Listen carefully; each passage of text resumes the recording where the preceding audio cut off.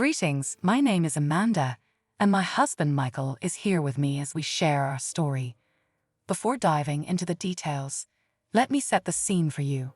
The first time I met Michael's parents, Dorothy and Elizabeth, it turned out to be far from pleasant. Curious about their reaction?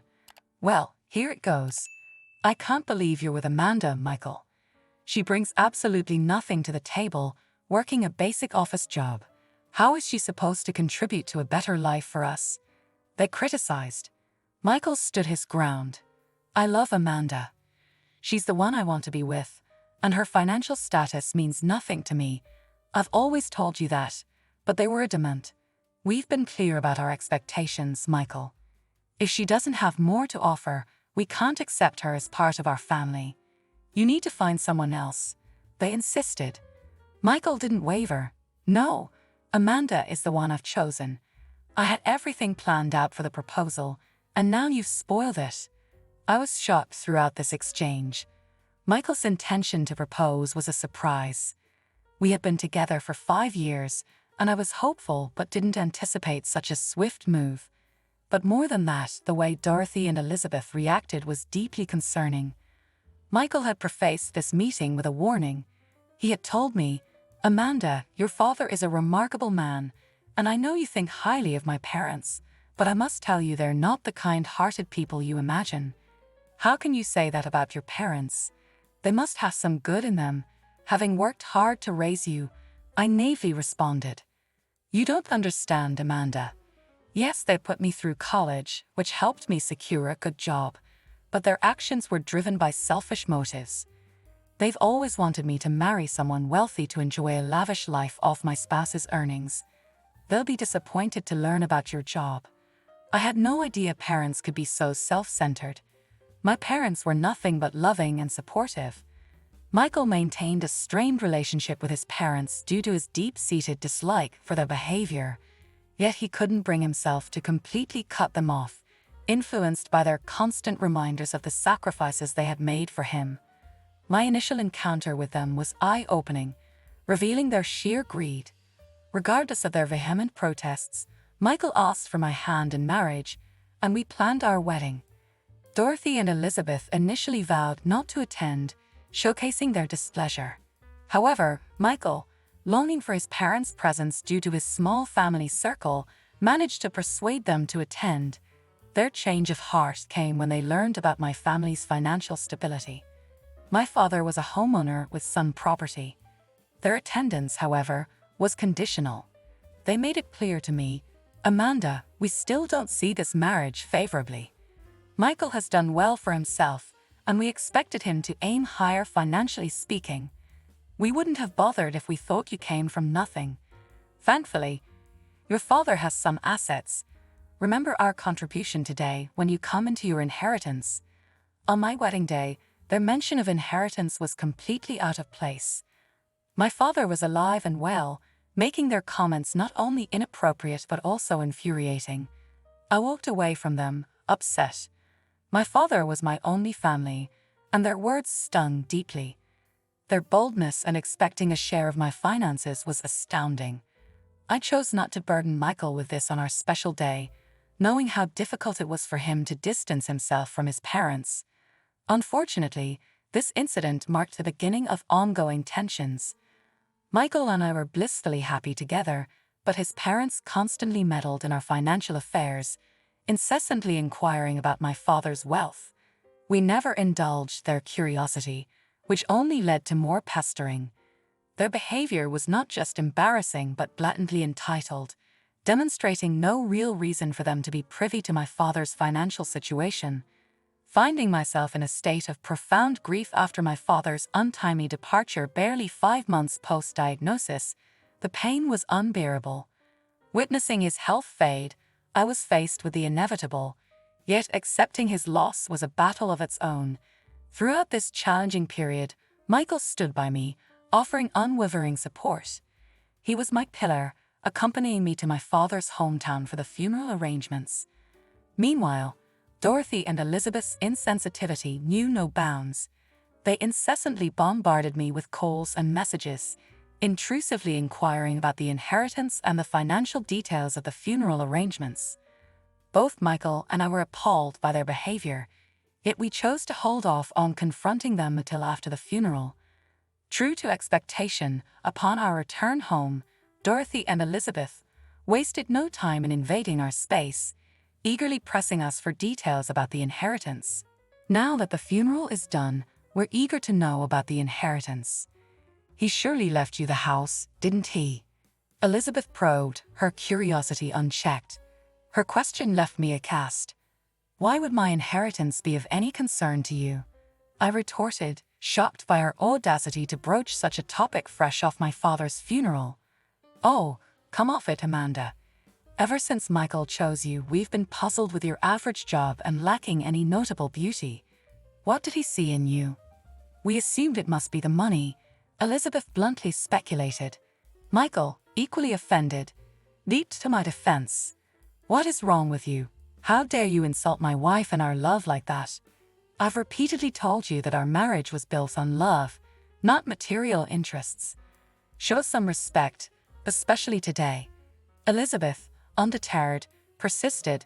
There's no need for drama, Michael. We're just asking. If Amanda answers, it'll satisfy our curiosity. Honestly, if you married her for money, we'd be relieved to know you've secured a significant advantage. Their words were a blaring reflection of their priorities, showcasing a blatant disregard for our feelings and the sanctity of our relationship.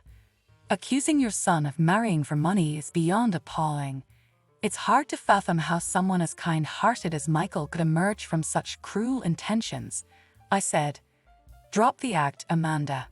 We've been eagerly anticipating the details of your inheritance. Your father must have left you something significant. Michael mentioned he owned a sizable property. Why not disclose it now and consider using it to secure a house for us? We'd make good use of it, considering we're essentially your family now, they said. Their words ignited a fury within me, while Michael stared at his parents, shocked by their blatant greed and selfishness. The ink on my father's death certificate had barely dried, and here they were, shamelessly eyeing my inheritance for their gain, audaciously labeling themselves as my new parents. It was clear that a stand needed to be taken, not just for my sake but to reveal the extent of their greed to Michael. I responded calmly yet with a firmness intended to set the record straight. Actually, the house wasn't in my dad's name at the time of his passing. Yes, he once owned it, but due to circumstances, he had to relinquish ownership. Their response was as vile as expected. So you mean to tell us he left nothing behind? Oh, so your father was destitute after all. It's clear now why you could never belong to wealth. He couldn't even maintain ownership of his house. Such a shame, dying without a roof of his own. Michael, appalled, intervened. Enough. Our commitment to each other isn't voided by the absence of an inheritance. Amanda's value to me isn't tied to her financial status. You can't just demand she leave over this. This confrontation laid bare the depth of their materialism and insensitivity, underscoring a moment of truth about the values that truly mattered in our lives together. In an utterly unreasonable outburst, Michael's parents declared they wouldn't let him continue his marriage with me, citing disappointment for him marrying into what they considered a financially modest family. They accused me of entrapping their son for financial gain, vowing to prevent me from allegedly isolating Michael from his wealth. Dorothy and Elizabeth escalated their tactics, pressuring Michael to divorce me and insisting he marry someone wealthy to afford them a luxurious lifestyle. Witnessing Michael's frustration and emotional turmoil, I knew it was crucial to confront the situation head-on. I urged Michael to reflect on the extent of his parents' manipulative behavior, questioning if he was willing to allow their greed to dictate our future. Michael, will you let your parents' obsession with wealth destroy us? I've silently endured their accusations to avoid causing you guilt for distancing yourself from them. Can we allow them to remain a part of our lives after this? Michael reached his breaking point, acknowledging the toxic influence his parents had exerted over him. Enough is enough, he declared. Enough is enough, he declared. Mom, Dad, your actions today have revealed the extent of your selfishness. You've exploited my efforts to fulfill your materialistic desires for years. I cannot accept this any longer." His parents desperately tried to justify their demands, claiming their interference was for Michael's good and that he owed them for their financial support over the years.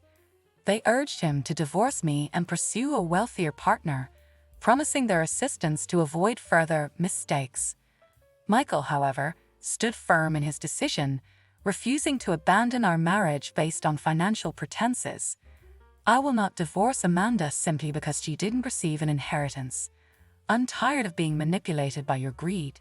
From now on, you are no longer a part of my life," he affirmed, choosing our love and integrity over his parents' materialistic demands. Facing the relentless disapproval from Dorothy and Elizabeth, they challenged Michael's decision to stay married to me, warning him of imagined dire consequences. They doubted my worth and anticipated my betrayal, which they believed would lead Michael to financial ruin. Amidst their unrelenting criticism, I decided it was time to unveil my actual financial status. This revelation, I hoped, would not only silence them but also ensure Michael felt confident in his choice. "There's no need for concern," I calmly informed them. "I'm not interested in Michael's money. I have my own financial resources, more than enough to support both of us." Their skepticism was palpable. "Stop pretending, Amanda. We're not fooled. We know you don't have the means," they retorted, convinced of their narrative that I was after Michael's wealth, driven by desperation and deceit. To their disbelief, I clarified, "Actually, I am not in need. My bank account holds $70 million, a legacy from my father, not through my job but a direct inheritance." "That's impossible. You said your father left nothing behind," they argued, convinced I was attempting to deceive them. Yet Michael signaled me to proceed, fully aware of the truth. Upon showing them my bank balance, their skepticism turned to shock. They couldn't believe their eyes, insisting, "This can't be real. You must have falsified these records." They questioned the source of my wealth, given my earlier statement about my father's assets. I omitted a detail. I explained my father owned a large ranch where he lived. He sold the ranch and the house before his passing, giving me an early inheritance. He chose to enter hospice on his terms, not wanting me to bear the financial burden of his care. Unlike you, he valued my well-being over his financial legacy. This revelation was intended not just to silence their greed but to highlight the stark difference in values between us and them, affirming our unity and resolve against their materialistic intrusions. Dorothy and Elizabeth were visibly shaken and skeptical, unable to reconcile the reality before them with their preconceived notions.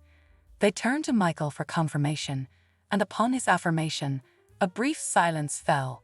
Then, as if on cue, their attitudes took a swift turn.